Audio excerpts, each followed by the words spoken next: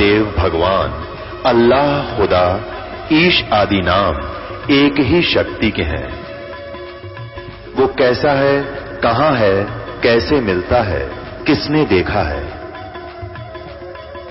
ये प्रश्नवाचक चिन्ह पूर्ण रूप से हटाने के लिए अवश्य सुनिए जगत गुरु तत्वदर्शी संत रामपाल जी महाराज के अमृत वचन, सर्व पवित्र धर्मों के पवित्र शास्त्रों के आधार पर। सत साहिब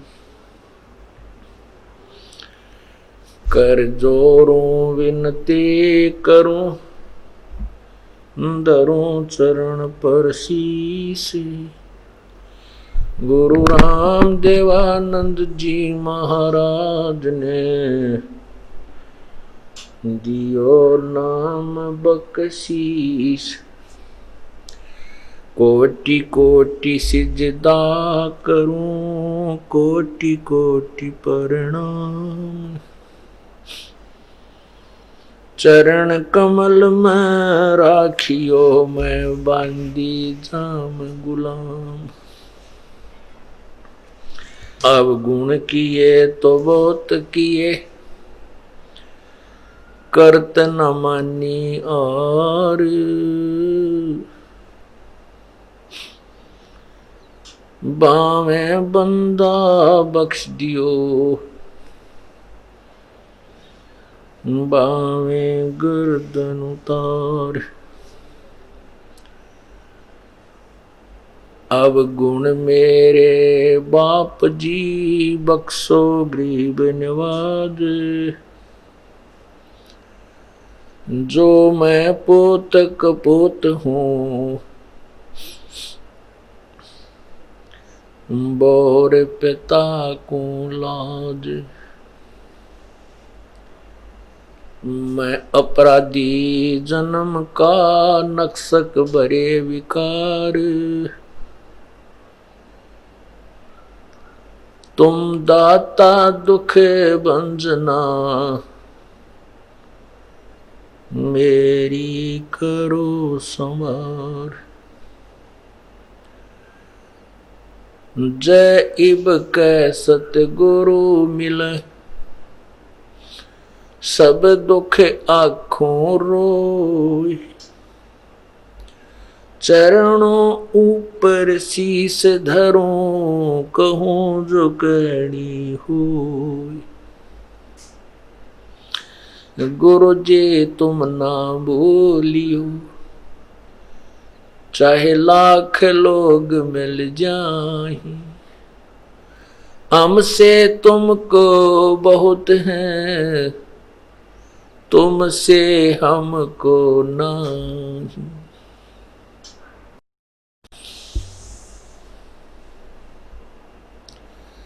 तुम्हारे विसारे क्या बने, मैं किसकी शरण में जाऊं। शिव विरंच मुनि नारदा, उनके हृदय न समा। राम रटत कन्या भली, साकट भला न पूत। छेरी के गल गल थना, जिसमें दूध न मूत। राम रटत कोढ़ी भलो, चू चू पड़े जो चाम। ये सुंदर शरीर किस काम का, जिस मुख नाही नाम। राम रटत दारिद्र भलो, टूटी घर की छान। वो सुंदर महल किस काम के, जहां भक्ति नहीं भगवान। मानुष जन्म पाए कर, नहीं रटे हरि नाम। जैसे कुआ जल बिना फिर, बनवाया किस काम।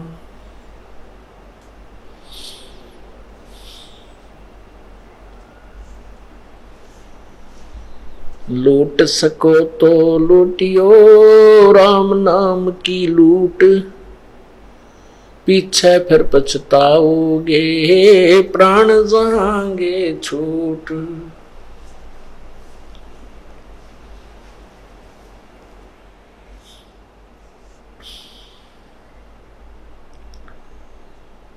जिन हर की चोरी करी और गए राम गुण भूल, ते बेदना बागुल किए रहे उर्द मुख झूल। मानुष जन्म दुर्लभ है भाई मिले न बारंबार, जैसे तरवर से पत्ता टूट गिरे वो बहुर न लगता डार। परम पिता परमात्मा सारी सृष्टि के रचनहार, कुल मालिक, पूर्ण ब्रह्म, कबीर देव, कबीर परमेश्वर इस काल के लोक में आकर अपने निज घर की खबर हमें बताते हैं। हम कौन हैं, कहाँ से आए थे, यहाँ जन्म और मृत्यु हमारा किस उद्देश्य से हो रहा है। हम प्रतिदिन देखते हैं कोई ना कोई ऐसी दुर्घटना किसी समाचार पत्र में या वैसे अपनी आंखों के सामने या किसी वैसे रिश्तेदारी या गांव में, शहर में हम प्रतिदिन देखते हैं कि परिवार के परिवार नष्ट हो जाते हैं। एक दुर्घटना के अंदर पूरा परिवार नष्ट हो जाता है। कहीं फ्लड आता है, बाढ़ आ जाती है, कहीं पर भूकंप से शहर के शहर विनाश को प्राप्त हो जाते हैं। जो व्यक्ति आजीवन महल बनाने में, मकान बनाने में लगा रहा और भूकंप आने से उसी महल के अंदर दब के पूरा परिवार नष्ट हो गया।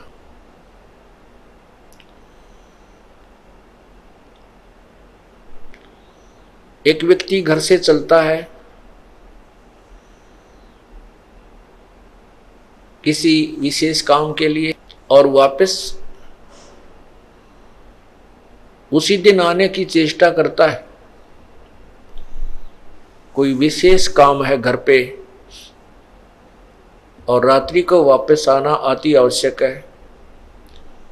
नाइट सर्विस से आने की चेष्टा करता है, इतनी भागो दौड़ करनी पड़ती है और एक्सीडेंट में दुर्घटना को प्राप्त होकर मृत्यु को प्राप्त हो जाता है। उस समय तो इतना भी समय नहीं था कि रात को ना पहुंचकर सुबह आ जाऊं, इतनी शीघ्रता लगी हुई थी कि काम बिगड़ जाएगा, मेरा कार्य खराब हो जाएगा, मेरा बिजनेस में कोई नुकसान हो जाएगा या मेरी कोई सर्विस में दिक्कत आ जाएगी, और फिर शरीर ही नहीं रहा। ये क्या कारण है, ऐसा क्यों है? हमारे को किसने ऐसा विवश किया हुआ है कि हम इतने बिजी कर रखे, हम इतने व्यस्त कर रखे और एक पल के बाद पता नहीं कहां के कहां जा मरेंगे, कहां हमारा विनाश होगा और उसके पश्चात क्या होगा।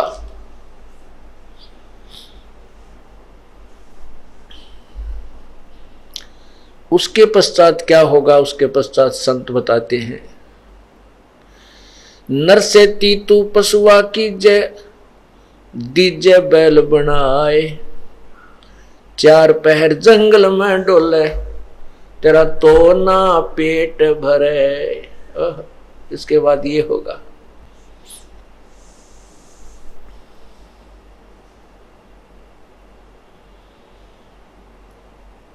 इसके पीछे किसका हाथ है कि जो हमें इतना विवश किए हुए है?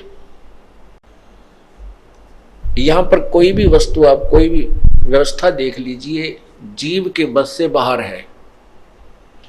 संतान उत्पत्ति करना यह जीव के बस की बात नहीं है कि ना करे। इस काल भगवान ने अपने स्वार्थवश अपनी उदर पूर्ति के लिए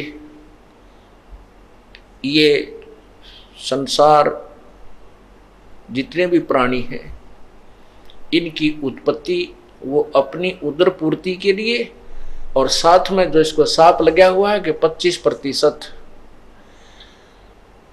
प्रतिदिन एक्स्ट्रा जीव उत्पन्न होते हैं, उनको ठिकाने लगाने के लिए और कर्मों का दंड भुगतवाने के लिए 84 लाख योनियों की व्यवस्था कर दी।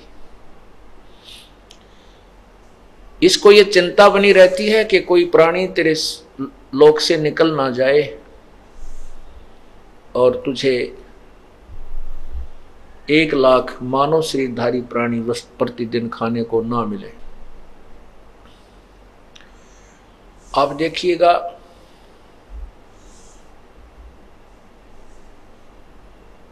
दूसरे जो व्यवस्था है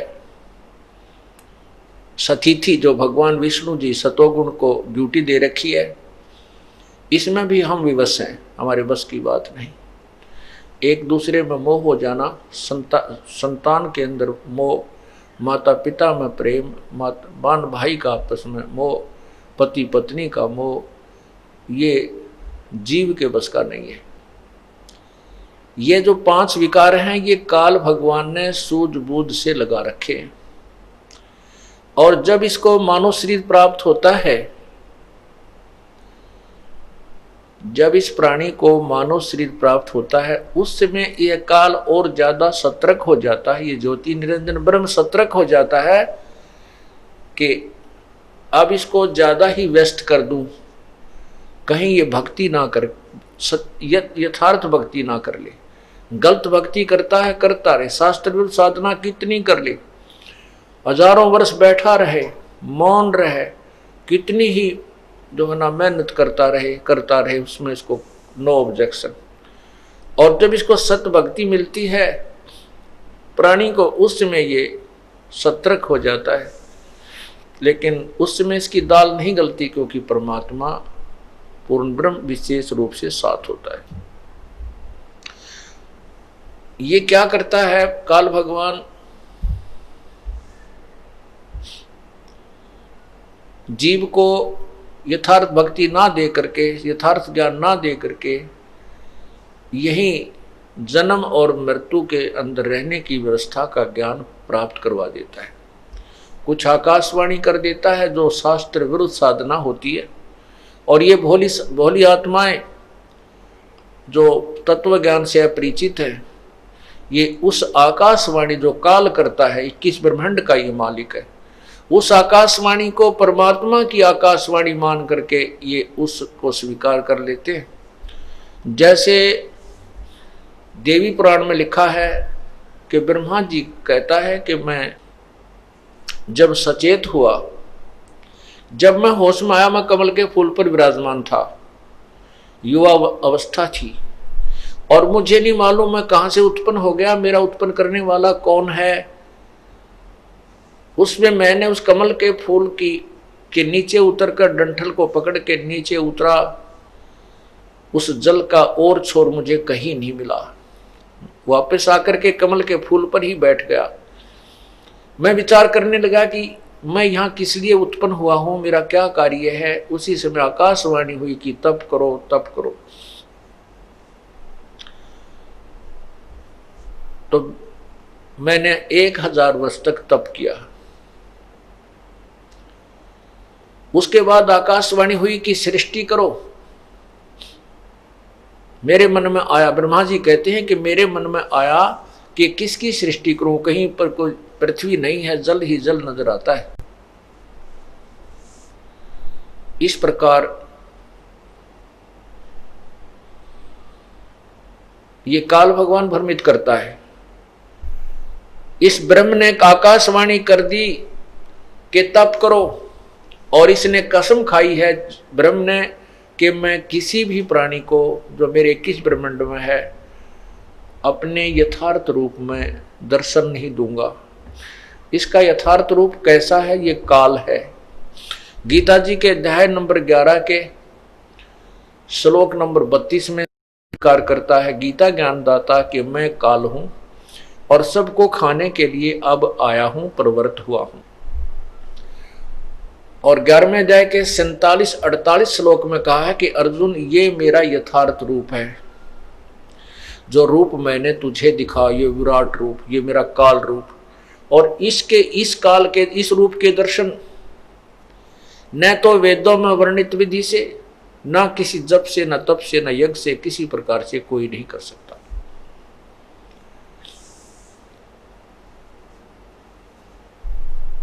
इससे एक बात तो ये सिद्ध हुई कि वेदों में वर्णित विधि से प्रभु प्राप्ति नहीं हो सकती।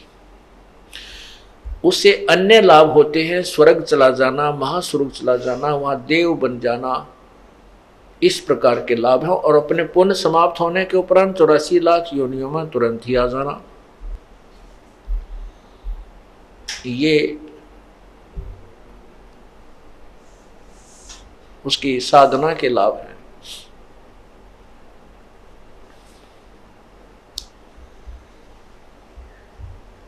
अब वेदों में जो वर्णित, वेदों में जो साधना लिखी है, वो साधना हठ योग नहीं है। किसी भी शास्त्र में जो प्रमाणित शास्त्र है, वेदों में गीता जी चारों पवित्र वेदों का सारांश है। इनमें कहीं भी हठ योग नहीं है कि एक स्थान पर बैठ करके आंखें बंद करके या कोई तप आदि करने के लिए कहीं नहीं कहा। और जैसा कि काल भगवान ने ब्रह्मा जी से कहा कि तप करो तप करो, ये जो शब्द, ये आकाशवाणी ब्रह्मा जी ने परमात्मा की मानी कि पूर्ण परमात्मा, यानी इनको ज्ञान नहीं है ब्रह्मा जी को, ना विष्णु जी को, ना शिव जी को कि कौन है पूर्ण परमात्मा। ये तो कहते हैं तीनों देवा उसको ध्यावा निरंजन का ये पार नहीं पावे। ये स्वयं स्वीकार करते हैं कि हमने बहुत साधना की है और हमारे को परमात्मा के दर्शन नहीं हुए, जैसे शिव पुराण में लिखा हुआ है। तो इनको ये पता नहीं कौन है वो परमात्मा। इन्होंने उस आकाशवाणी को प्रभु की आज्ञा मानकर, और फिर बाद में ब्रह्मा जी ने वेद तो बाद में पढ़े हैं। जब सागर मंथन हुआ, सागर मंथन में चारों वेद काल भगवान ने अपने श्वासों के द्वारा, जैसे कंप्यूटर से बाहर फैक्स कर दिया जाता है, मोबाइल टू मोबाइल जैसे मैसेज और ये सब मैटर भी दूसरे मोबाइल में फैक्स कर दिया जाता है, ऐसे काल भगवान ने चारों वेद समुद्र में प्रवेश कर दिए और वो एक सुसज्जित बहुत अच्छी बढ़िया थाली में रखे हुए बाहर आए प्लेट में, ब्रह्मा को प्राप्त हुए। ब्रह्मा जी ने वेदों को पढ़ा। अब क्या, कहाँ कैसे ज्ञान बिगड़ गया? वेदों में जो लिखा ज्ञान वो उसमें से ओम नाम ले लिया इन संतों ऋषियों ने, देवताओं ने उसमें से ओम नाम ले लिया। यजुर्वेद अध्याय नंबर 40 के मंत्र 15 में स्पष्ट लिखा है कि ओम नाम है, ओम कर्तु समर कलवे समर और कर्तुम समर। ओम नाम का जाप काम करते करते शमन करो, विशेष कसक के साथ, और अपना परम कर्तव्य समझकर ओम नाम का जाप करो। तो ओम नाम का जाप तो ले लिया इन्होंने वेदों से, और हठ योग तप करना ये ले लिया आकाशवाणी से, दोनों की खिचड़ी बना ली। तप करना शास्त्र विरुद्ध साधना है। शास्त्र विधि को त्याग कर जो मनमानी पूजा करते हैं, साधना करते हैं, आचरण करते हैं, उनको कोई लाभ नहीं होता, ना उनकी गति होती है, ना मोक्ष होता है, और ना ही उनको कोई सुख होता है। और इन तीन चीजों के लिए, तीन वस्तुओं के लिए हम परमात्मा की तलाश खोज करते हैं, उसकी पाने का प्रयत्न करते हैं। इससे तप से क्या होता है? तप से राज राजमद मानम जन्म तीसरे शुक्र शवानम। ऋषि लोग हजारों वर्षों तक तप करते थे, उतना ही उसको राज्य मिल जाता था।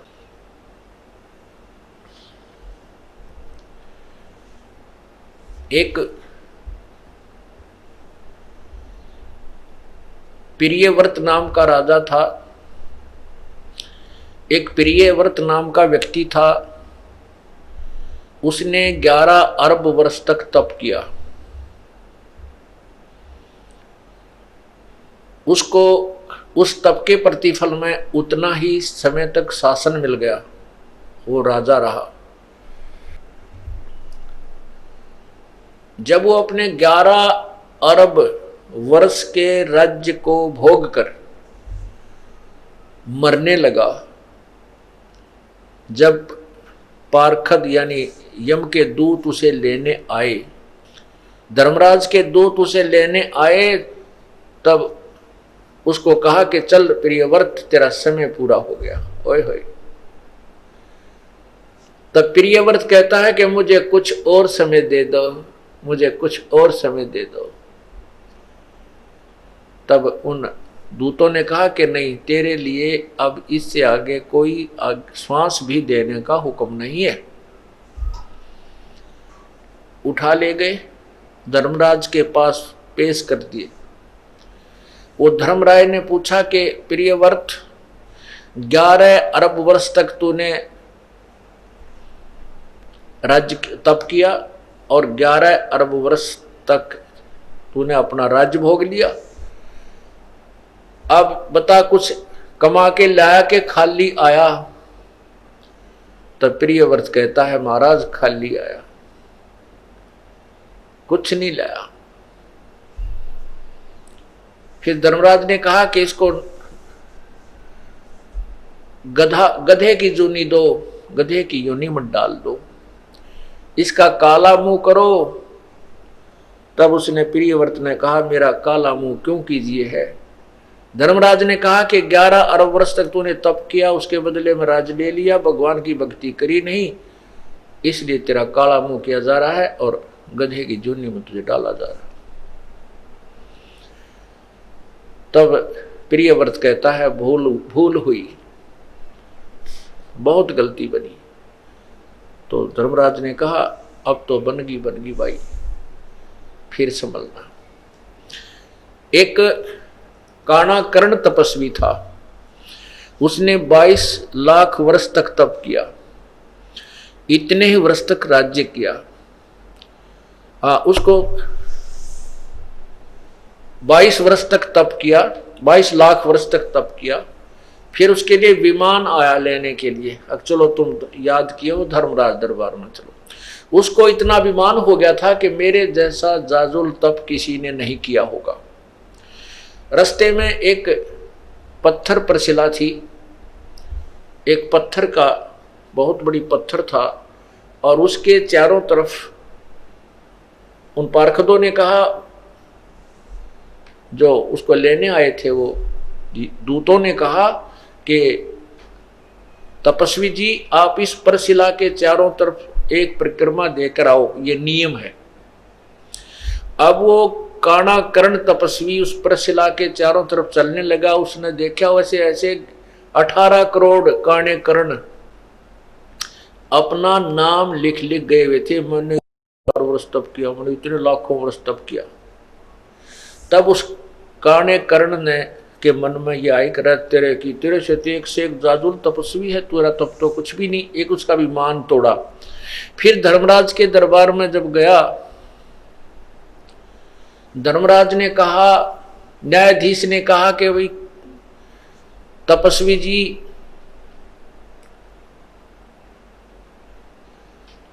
कि तूने इतने वर्ष तक तप किया। कहाँ जी तप किया? कहने लगे कि अब और इतने वर्ष तक राज्य किया। तो पूछला, कहने लगा धर्मराज के मैं न्याय करूं या रहम करूं, अदल करूं, अदल माने न्याय, अदल करूं या फजल करूं, फजल माने रहम। अब देखो बुद्धि भ्रष्ट होती है इंसान की। अब क्या मन में आता है उस तपस्वी के कि ये रहम क्यों कराऊं इससे, मैंने ही तप किया और मैंने ही राज्य प्राप्त किया, अब ये इसमें रहम की क्या आवश्यकता पड़ेगी। कहने लगा न्याय कर, अदल करो। वो कहता है कि मैंने 22 लाख वर्ष तप किया, इतने वर्ष राज्य किया, तो इसमें रहम की क्या आवश्यकता है, आप न्याय करो। तब धर्मराज ने कहा कि जिस टुकड़ी, पत्थर की टुकड़ी के ऊपर बैठकर, जिस पत्थर की शिला पर बैठकर तूने तप किया था, वो किसकी थी? तेरी थी या मेरी थी? बता। अब वो ये कहे कि मेरी थी, तो धर्मराज कहता कि लाया क्यों नहीं, फिर उसने अपनी साथ में तेरी थी तो। तब उसने कहा वो तो महाराज आपकी थी। तो भाई मेरी उस टुकड़ी का अब तू किराया दे मुझे। उस टुकड़ी को 22 लाख वर्ष तक अपने सिर पर रख, तब न्याय होगा। तब कहता है रहम करो, अब रहम करो। उन्होंने बोला रहम करूं तो मैंने अपने सिर पर रखनी पड़ेगी भाई, यह गलती मैं नहीं कर सकता। उसको सर्प बना दिया और 22 लाख वर्ष तक वो मरता रहा, जीता रहा, और उस टुकड़ी के नीचे उसका वास रहा। तो पुण्यात्माओं, ये तत्व ज्ञान हमें प्राप्त नहीं हुआ था। हम इन ऋषि महर्षियों को और तपस्वियों को, सिद्धों को, छोटे मोटे चमत्कार दिखाने वालों को एक परम संत मान बैठे थे। डिंब करें डूंगर चढ़े, अंदर झीनी झोल, जग जाने बंदगी करें ये बोवें सूल बबूले। डिंब माने पाखंड करते हैं, दंभ करते हैं। कैसे करते हैं? ऊंचे स्थान पर बैठ जाते हैं, ऊंचे से टीले पर जाकर बहुत दूर से सबको दिखाई दे तपस्वी बैठा है, दुनिया जावे मत्था टेके और वाह वाह का पात्र बने। भोली जनता तो ये समझती है कि बड़ा तपस्वी है, बड़ा साधक है, बंदगी कर रहा है, भक्ति कर रहा है। और तत्व ज्ञान से परिचित संत कहता है ये तो अपने आने वाले जीवन में, भविष्य में बबूल के बो रहा है, उन कांटों को बो रहा है जो इसी ने उनके ऊपर चलना पड़ेगा।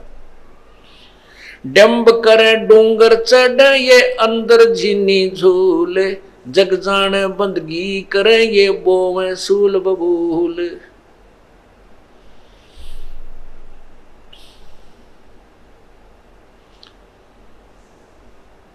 पुण्यात्माओं, ये काल यही चाहता है कि ये प्राणी गलत साधना करे और मेरे जाल में जीवे और मरे, बस। कुछ अनजान लोग कहते हैं भाई परमात्मा की भक्ति तो तब बनती है जब इंसान पूर्ण रूप से काम, क्रोध, मोह, लोभ, अहंकार से रहित हो जाए, तब योग युक्त हुआ जाता है। योग युक्त का अर्थ होता है भक्ति में लीन, परमात्मा से संबंध हो सकता है किस में? जब काम, क्रोध, मोह, लोभ, अहंकार समाप्त हो जाए। तो उसके विषय में बताते हैं, कहते हैं कुरंग, कुरंग, पतंग, मरंग और सरंगा। कुरंग, पतंग, भरंग और सरंगा, इंद्री एक ठग्यो तिस अंगा, और तुमरे संग पांचों प्रकाशा, योग युगत की झूठी आशा। क्या बताना चाहते हैं कि जो व्यक्ति हट करके अपनी इंद्रियों का दमन करने की चेष्टा करता है, कहते हैं वो व्यर्थ में अपने प्रयत्न कर रहा है। ये तो ज्ञान से और परमात्मा के उस एंटीबायोटिक मंत्र से, सतनाम से जो सांस का सिमरन है, उससे ये नर्म होंगे, ये कम होंगे, ये डाइल्यूट होंगे। और जिस तरीके से आप प्रयत्न करने की चेष्टा कर रहे हो, हठ योग करके, तपस्या करके इंद्रियों का दमन करना चाहते हो, कभी नहीं हो सकती। विकार मरे मत जानियो जो भूबड़ में आग।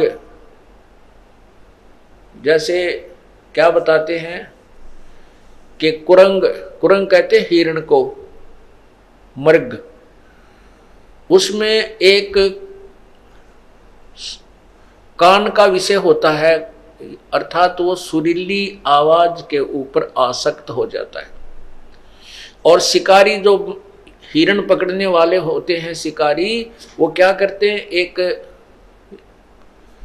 जो यंत्र से, एक वादक यंत्र बाजे में एक ऐसी आवाज निकालते हैं जो मृग को पसंद होती है, और उस शब्द के कारण इतना विवश हो जाता है, वो इतना जो है लाचार हो जाता है कि अपने आप जिस साइड से वो धुन आ रही है शब्द की, उसकी तरफ चल पड़ता है ऐसे, और शिकारी के पास आकर के ऐसे मुख रख देता है उस वादक मंत्र, उस वादक यंत्र के पास में,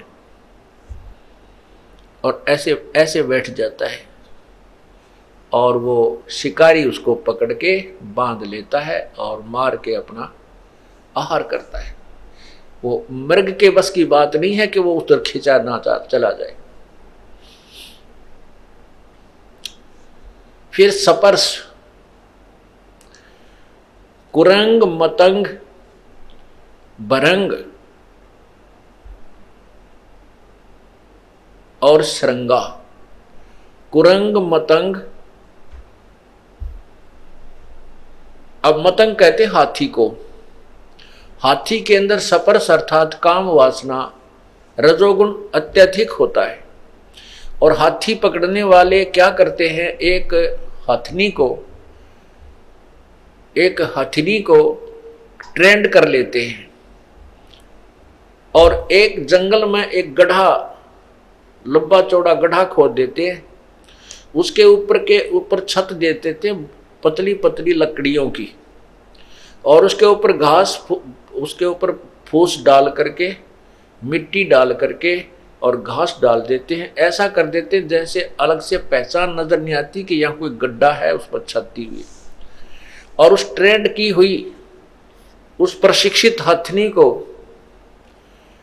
हाथियों के झुंड में छोड़ दिया जाता है। वो सीधी ट्रेंड होती है, सीधी वहां पहुंच जाती है, और वहां हाथियों से स्पर्श करती है, अर्थात उनके शरीर से शरीर अपना टच करती है, उनको वासना के लिए प्रेरित कर देती है, और जब हाथी उसकी तरफ चलते हैं तो वो आगे आगे भाग लेती है।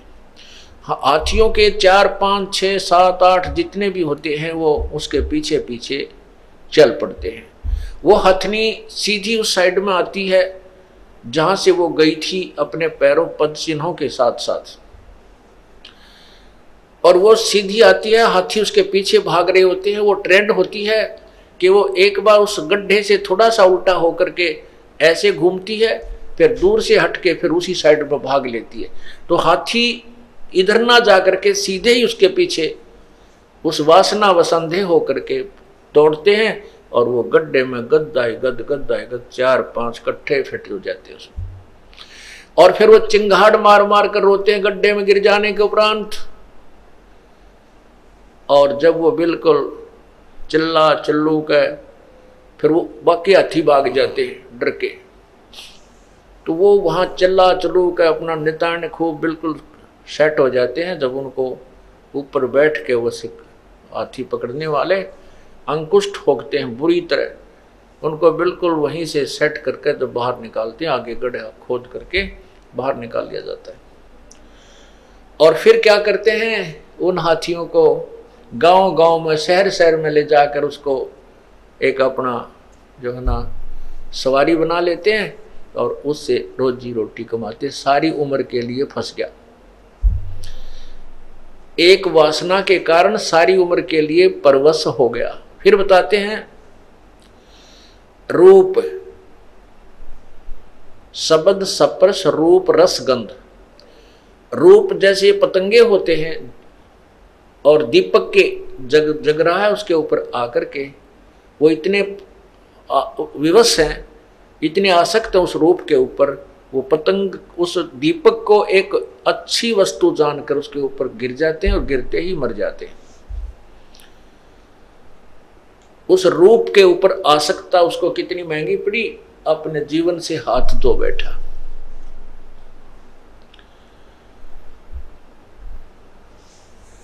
अब रस, जीभ का स्वाद। मछली को पकड़ने वाले एक मांस का टुकड़ा एक तार के लोहे के हुक में डाल के कांटे में और रस्सी बांध करके जल में छोड़ देते हैं, और मछली आती है उस मांस के टुकड़े को खाने के लिए मुंह उसमें डालती है, वो झटका दे देता है, उसके वो हुक मछली के मुंह में फंस जाता है, उसको बाहर पटक देता है। अब उस जीव के रस के प्राप्ति के लिए उसने अपनी मछली ने अपनी जीवन बर्बाद कर लिया। वो बाहर आते ही मर गई और शिकारी का आहार बनी।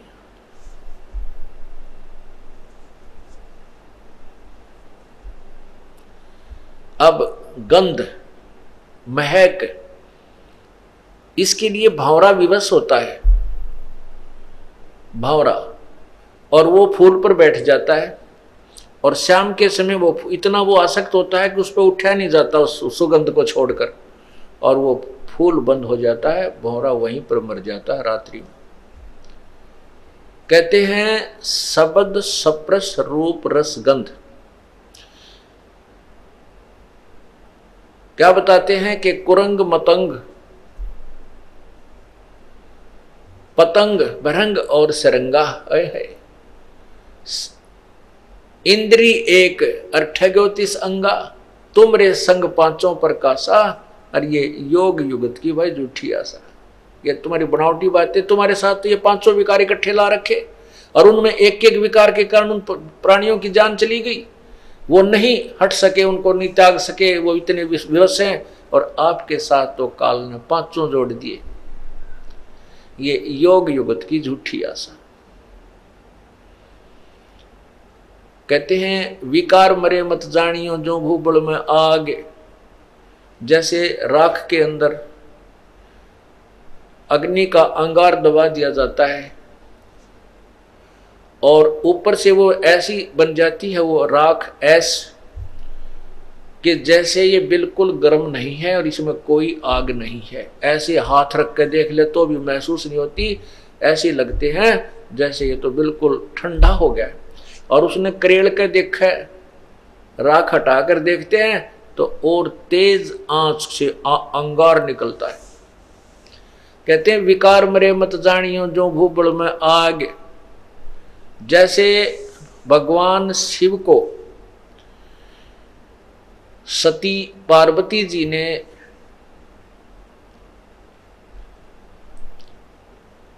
धोखा दे दिया, जैसा कि उन्होंने माना, कैसे कि श्री रामचंद्र जी सीता वियोग में जब सीता का अपहरण हो चुका था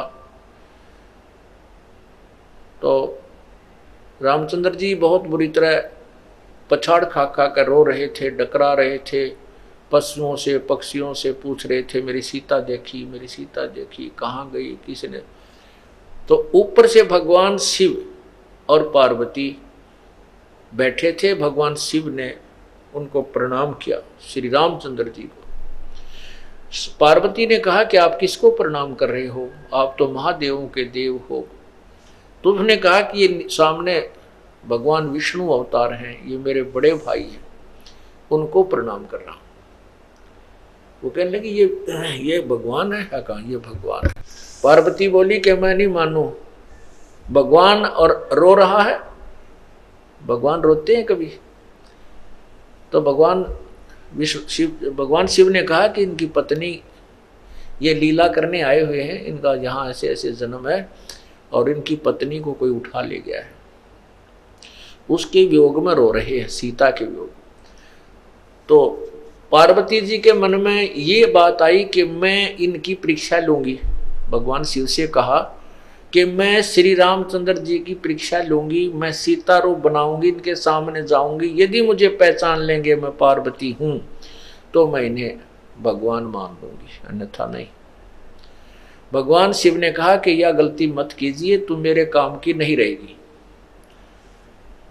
तब तो उन्होंने कह दिया अच्छा जी मैं नहीं परीक्षा लूंगी, लेकिन भगवान शिव का इधर उधर होते ही उसने तुरंत सीता रूप बनाया और श्री रामचंद्र जी के सामने पहुंच गए। तब रामचंद्र जी ने कहा कि हे दक्ष पुत्री, आप यहां कैसे आए? भगवान शिव को कहां छोड़ आए? बड़ी शर्मिंदा हुई और कहा कि आप सचमुच भगवान हो, प्रभु हो, आपने मुझे पहचान लिया। अब पुण्यात्माओं, यहां पर देखना, गीता जी में लिखा है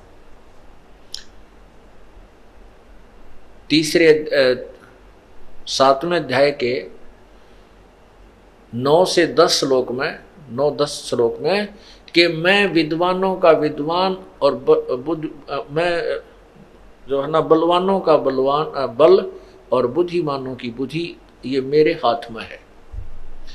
जैसे श्री रामचंद्र जी को अपनी पत्नी के विषय में तो पता नहीं उसको कौन उठा ले गया, और सीता को पहचान लिया ना, उस क्या नाम है, पार्वती जी को पहचान लिया कि तू सीता नहीं है, पार्वती है। ये ऐसा, ये क्या कहानी है?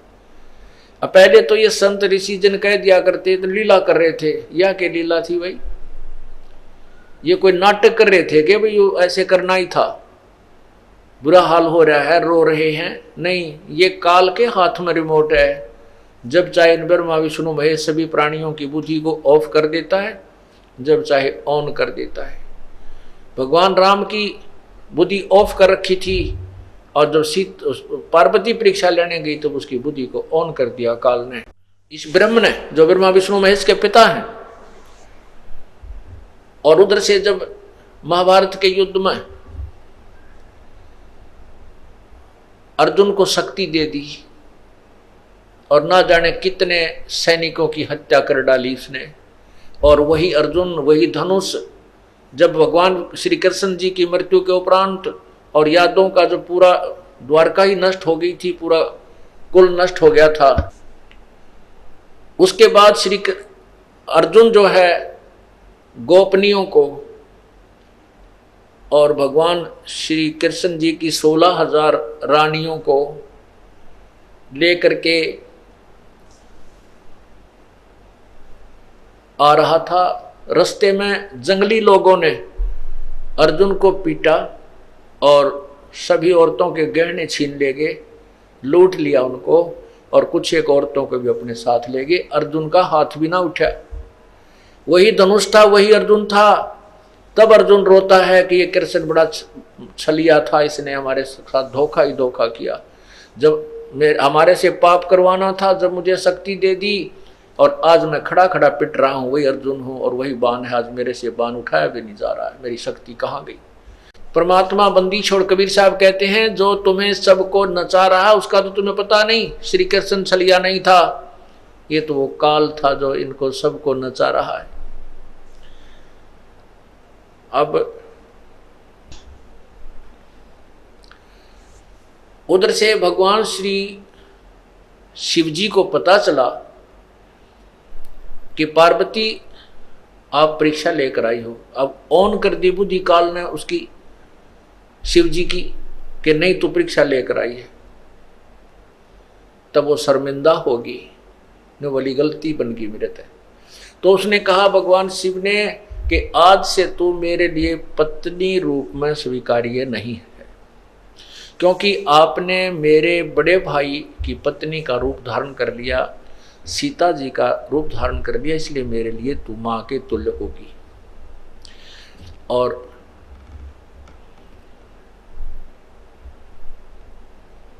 उससे बोलना, बातें करना बंद कर दिया।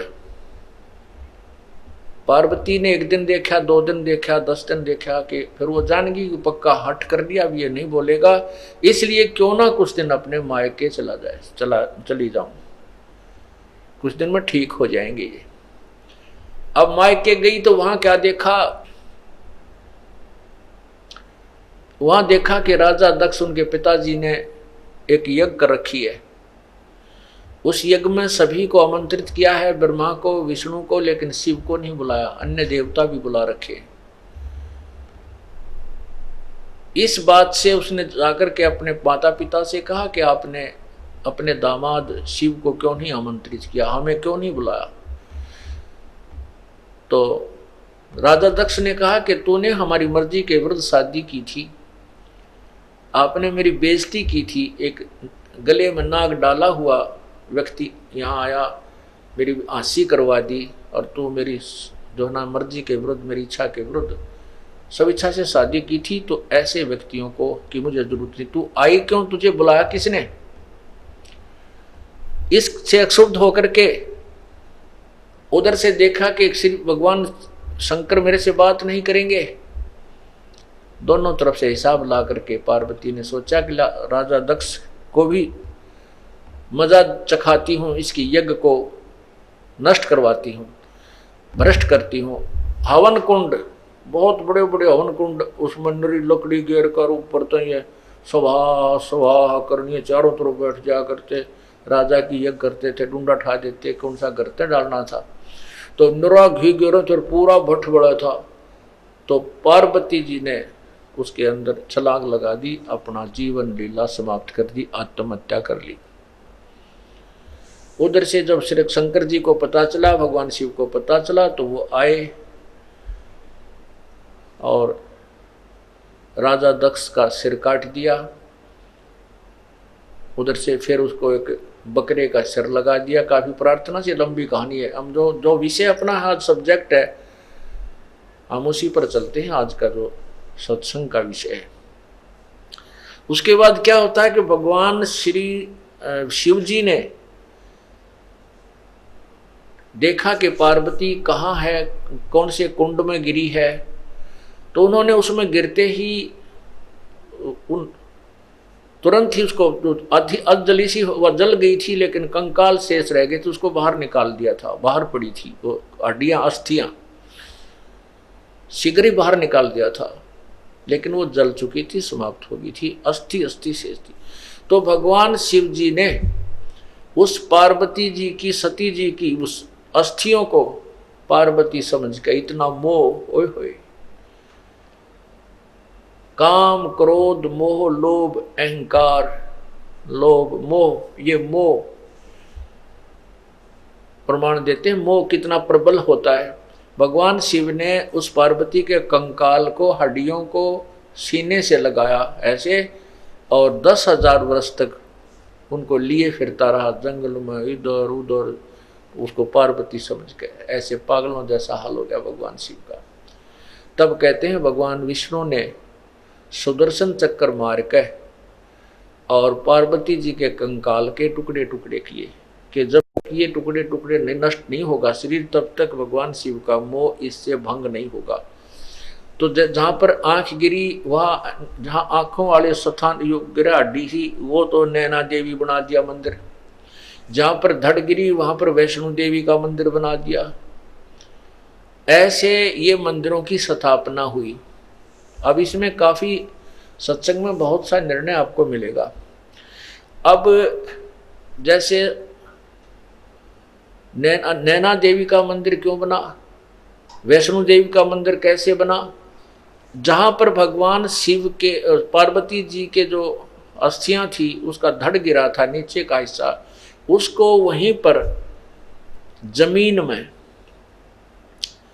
गाड़ कर अंतिम संस्कार किया गया, और उसके ऊपर एक यादगार बना दी, गुंबद सा बना दिया, कि आने वाले समय में ये यादगार बनी रहे कि भगवान शिव की ने ऐसी लीला की थी, पार्वती ऐसे हुआ था, और उसकी यहाँ पर ये धड़ को अंतिम संस्कार किया गया था। जहाँ नैन पड़ी, वहाँ पर नैना देवी का भी इसी प्रकार यादगार बनाई थी कि आने वाले समय में कहीं ने ऐतिहासिक बातों को कोई जुटला ना दे। अब उसकी पूजाएं शुरू होगी। वो एक मात्र यादगार है, वहाँ पूजा करने से कोई लाभ नहीं होता। अब क्या होता है, अब भगवान शिव का वो मोह भंग हुआ कि तू तो अस्थियां लिया फिर रहा था, ये तो पार्वती नहीं थी। फिर उसके मन में आया कि देख तेरे साथ कैसी समस्या ही कि एक वासना तेरे अंदर, जो काम रूप है, जो काम तेरे अंदर है, वासना है, स्त्री की इच्छा जो है, इसके कारण ही तो मैंने विवाह किया, और विवाह किया तो मेरे साथ धोखा किया, पार्वती ने मेरे से झूठ बोला, और पीछे से जाकर उसने सीता का रूप बना मेरे, मैं सबसे प्रिय समझता था इसको कि ये मेरे सामने कभी झूठ नहीं बोलती, उसने मुझे धोखा दे दिया। तो क्यों ना ऐसा यत्न करूं कि मैं अपने इस विषय वासनाओं को, अपने रजोगुण को, अपने काम को समाप्त कर दूं तपस्या करके, मुझे भविष्य में स्त्री की आवश्यकता ही ना पड़े। इस उद्देश्य से भगवान शिव ने 88,000 वर्ष तक तपस्या की और कहते हैं कामदेव को नष्ट कर दिया। ये काल बड़ा चालबाज है। उसने एक भेज दिया अपना ड्रामा करके, उसने कहा मैं कामदेव हूँ, मुझे माफ कर दो, माफ कर दो। भगवान शिव ने उसको अपने त्रिशूल आदि से दृष्टि से नष्ट कर दिया कि मैं तुझे नष्ट कर देता हूँ। अब भगवान शिव जी ने सोचा ले कट गया रो, कामदेव न मर गया, अब तू निश्चिंत हुआ। अब कुछ वर्षों के बाद काल भगवान को याद आई बात। कुछ वर्षों के बाद काल भगवान के मन में आया कि इस प्रकार जैसे आज भगवान इस शिव ने साधना करके और ये मान लिया है कि मैंने अपनी वासनाओं को नष्ट कर दिया, आने वाले समय में इसकी देखा देखी और भी कोई ना कोई ऐसे बैठ जाएंगे, और ये ऐसे बैठने लगे तो तेरा काम बंद हो जाएगा, क्योंकि संतान उत्पत्ति होगी नहीं, तू खाएगा कहाँ से। इसको ये चिंता और लगी रहती है। उसी समय रिमोट से, क्योंकि 21 ब्रह्मांड के जितने भी प्राणी हैं और जिनके हेड ऑफ द डिपार्टमेंट्स हैं, उन सब के रिमोट इसके हाथ में। तो इसने उसी समय अपने प्रेरणा से शंकर भगवान के मन में ये प्रेरणा पैदा कर दी कि कहते हैं जब सागर मंथन हुआ था तीसरी बार, उसमें एक अमृत का कलश निकला था, एक मदिरा का कलश निकला था। राक्षसों ने अमृत का कलश ले लिया था और भगवान विष्णु ने एक मोहनी, एक स्त्री का, सुंदर स्त्री का रूप बना करके और राक्षसों को अपनी तरफ आकर्षित करके, धोखा दे करके वो कलश बदल दिया था। शराब का तो उनको दे दिया था, अमृत का उठा लाए थे। तो उनके मन में आती है, भगवान शंकर के मन में ये आई कि उस समय भगवान विष्णु लड़की के रूप में, स्त्री के रूप में कितने सुंदर लग रहे होंगे। आज मैं चल के उनके पास, विष्णु जी के पास चल के उनसे प्रार्थना करता हूँ कि आप अपना वो रूप बनाइए, दिखाइए मुझे जो आपने सागर मंथन के समय राक्षसों को धोखा देने के लिए बनाया था, स्त्री रूप बनाइए। क्योंकि उस समय मैंने विष को ग्रहण कर लिया था और मुझे नशा बन गया था, मैं नहीं देख पाया था। इतना विचार करके भगवान शंकर जी विष्णु जी के द्वार पर जाकर बैठ गए। आओ भगत हुई, प्रणाम हुआ, पूछा कैसे आना हुआ महादेव। तब भगवान शिव ने कहा कि भगवान आज मैं आपके पास एक विशेष कार्य से आया हूं। मैंने सुना है कि आपने जब राक्षसों से वो अमृत का कलश छीना, वापस लिया और मदिरा का उनको दिया, तो आपने स्त्री रूप बनाया था और मैं उसको देख नहीं सका क्योंकि मैंने वो विष ग्रहण कर लिया था। आज मैं आपका वो रूप देखना चाहता हूँ, मुझे एक बार वो स्त्री रूप बनाकर दिखाइए। और भगवान विष्णु जी कहने लगे भोलेनाथ, वो तो कोई मजबूरी थी, कोई समय था, अब बता मुझे शर्म नहीं आओगी मैं लड़की बन के खड़ा हूं तेरे सामने। भगवान शिव जी कहने लगे मैं बैठ गया आपके द्वार पर और जब तक मुझे रूप नहीं दिखाओगे मैं नहीं जाऊं। भगवान विष्णु को पता था कि ये भगवान तो भाई 88,000 वर्ष तक तप करके आए और यहाँ बैठ गया, ये उठे कोई ना मन माने 10,000 वर्ष तक,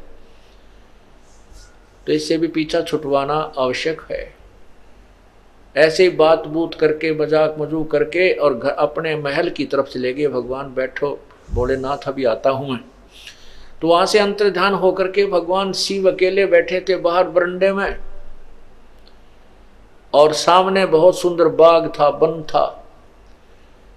थोड़ी सी दूरी पर भगवान विष्णु ने सुंदर लड़की का रूप बनाया, अर्धनग्न शरीर उसका, और भगवान शिव ने इधर देखा कोई नहीं देख रहा, तो उठकर चल भाग लिए उस लड़की के पीछे और भगवान शिव जी और विष्णु जी जो स्त्री रूप में था वो थोड़ा सा और माड़ी सी स्पीड पकड़ के आगे को चलने लगे। आखिर में भगवान शिव ने दौड़ के उसका हाथ पकड़ दिया। तब तक भगवान शिव की बहुत बुरी हालत हो चुकी थी, जो यहाँ वर्णन भी नहीं की जा सकती, उनके इतिहास में लिखा है। उसी समय भगवान विष्णु जी ने अपने विष्णु रूप बना लिया। जब उनके मुंह की तरफ देख कर ये सती थी, तो भगवान विष्णु ने कहा कि ऐसे मूर्ख बनाया था जैसे आपको बना दिया, राक्षसों को मैंने ऐसे मूर्ख बनाया था। अब यहां परमात्मा क्या कहना चाहते हैं बंदी छोड़ कबीर साहब जी? कहते हैं जैसे अग्न काष्ठ के माही है व्यापक पर दिखे नाही, ऐसे कामदेव पर चंडा व्यापक सकल दीप नो खंडा। जैसे लकड़ी में आग है लेकिन दिखाई नहीं देती, और जब ही इसको तिल्ली लगाई जाएगी तो ये अग्नि रूप धारण कर लेगी। कहते हैं जैसे अग्नि काष्ठ के माही है व्यापक पर दिखे नाही, ऐसे काम देव पर चंडा और व्यापक सकल दीप नौखंडा। विकार मरे मत जानियो जो भूबल में आग, इसका तरीका ही दूसरा है। इसको विकारों को नष्ट करने का जो काम क्रोध मोह लोभ अहंकार रूपी शब्द सप्रस रूप रसगंध आदि हैं, इनको नष्ट किसी हठ योग या क्रिया से नहीं किया जा सकता। इससे तो ये सिर्फ एक कुछ समय के लिए ऐसा लगेगा जैसे भूबल में आग होगी हो, ऊपर राख ठंडी हो जाती है लेकिन अंदर ज्यों की तो विद्यमान रहती है।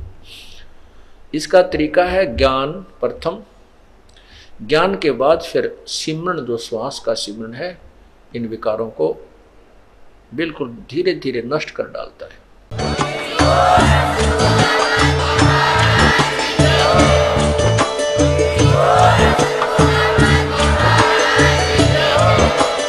आप सुन रहे थे जगत गुरु तत्वदर्शी संत रामपाल जी महाराज जी के मंगल प्रवचन। अधिक जानकारी के लिए विजिट कीजिए हमारी वेबसाइट www.jagatgururampalji.org। संत रामपाल जी महाराज जी के शुभ आशीर्वाद से पूरे विश्व भर में 500 से भी ज्यादा नाम दीक्षा केंद्र हैं, जिन पर संत रामपाल जी महाराज जी द्वारा ऑनलाइन निशुल्क नाम दीक्षा दी जा रही है। अपने नजदीकी नाम दीक्षा केंद्र का पता करने के लिए संपर्क करें 8222880541।